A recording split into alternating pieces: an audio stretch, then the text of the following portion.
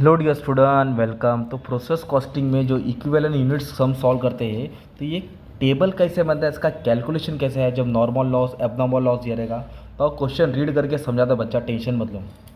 इधर क्या बोला है, 2000 यूनिट्स इंट्रोड्यूस किया, मतलब 2000 लाया। नॉर्मल लॉस 5% है तो वो 2000 पे लिख लेगा। और end of the month 1400 units complete किया और 140 क्या हो गया, पूरा स्क्रैप हो गया। तो फिर क्लोजिंग स्टॉक दिया नहीं है। और इधर क्या दिया है, जो स्टेज ऑफ कंप्लीशन ऐसा दिया है, मटेरियल और 75, लेबर कितना है 50%, मतलब ये कंडीशन दिया है। तो अभी अपने को कैसे, और इधर नॉर्मल लॉस का वैल्यू दिया। तो सबसे पहले अपन ये देखेंगे कि इनपुट लाया कितना था। इनपुट लाया था 2000, तो इधर हमने 2000 लिख दिया। सिंपल, इनपुट 2000 मतलब लाया 2000, उसमें से उन्होंने तैयार कितना किया, एंड ऑफ द 1400 यूनिट्स फिर कंप्लीटेड। कंप्लीट मतलब हो गया तैयार किया, तो वो 1400 तुम्हारा ये हो गया, ओके। और इसमें से क्या बोला है, 140 है ना स्क्रैप है, मतलब 140 स्क्रैप है।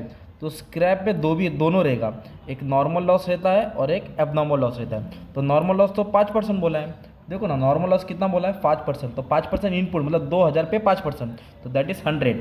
तो 140 जो स्क्रैप हुआ है उसमें से 100 नॉर्मल लॉस है, तो बचा 40 एबनॉर्मल लॉस। ये पार्ट हिडन था ना भाई।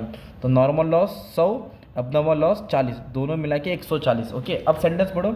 2000 यूनिट्स लाया, जिसमें से नॉर्मल लॉस 5% हुआ, मतलब 100, और एक 1400 कंप्लीट किया। ओके, कंप्लीट किया बोले तो क्या हो गया, आउटपुट कंप्लीटेड हो गया। तो फिर क्लोजिंग स्टॉक नहीं दिया, तो ये 2000 में से तीनों क्या करेंगे, माइनस करेंगे। 2000 में से तीनों क्या करेंगे, माइनस करेंगे। तो जो बैलेंस बचेगा 460, वो तुम्हारा क्लोजिंग स्टॉक रहेगा। सिंपल।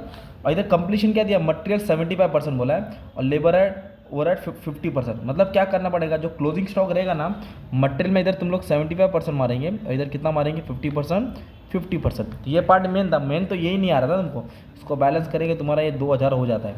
अब देखेंगे ना, तो जो फ्रेश कंप्लीट है ना, यूनिट्स जो कंप्लीट किया, तैयार किया, उसको पूरा 100% देगा, मटेरियल को, लेबर को, ओवरहेड को, फिक्स है। तो ये 1400 आएगा। ओके, नॉर्मल लॉस को नहीं लेते, एबनॉर्मल लॉस को लेते, और एबनॉर्मल लॉस का भी 100% ही लेते, तो 40 आएगा। पर जो क्लोजिंग वर्क इन प्रोग्रेस है ना, उसको 100% नहीं देंगे। इधर उसका कंडीशन दिया रहेगा, मटेरियल का 75%, इसलिए क्या किया हम लोग ने, 460 उधर 75% लिखा। लेबर और ओवरहेड कितना 50%, मतलब इधर भी 50 इधर भी 50। तो क्या करेंगे, 460 का 70% 375 आएगा, 460 का 50% 230 आएगा, 230। तो इसको ऐड करेंगे ना, तुमको मिलेगा इक्विवेलेंट यूनिट्स। इस तरह टेबल सॉल्व होता है। बाकी मैं इसका अलग अलग टाइप का सब सम अपलोड कर दिया, सिर्फ इतना पार्ट समझाना था, इसलिए मैंने लेक्चर ले लिया। बाद में नेक्स्ट सेक्शन में ओपनिंग स्टॉक वाला भी छोटा सा पार्ट पढ़ा दूंगा। फिर कॉस्ट पर यूनिट निकालते हैं, अपॉर्चुनिटी करते हैं, प्रोसेस कॉस्टिंग करते हैं, सब सम सॉल्व कर दिया बच्चे लोग, ठीक है।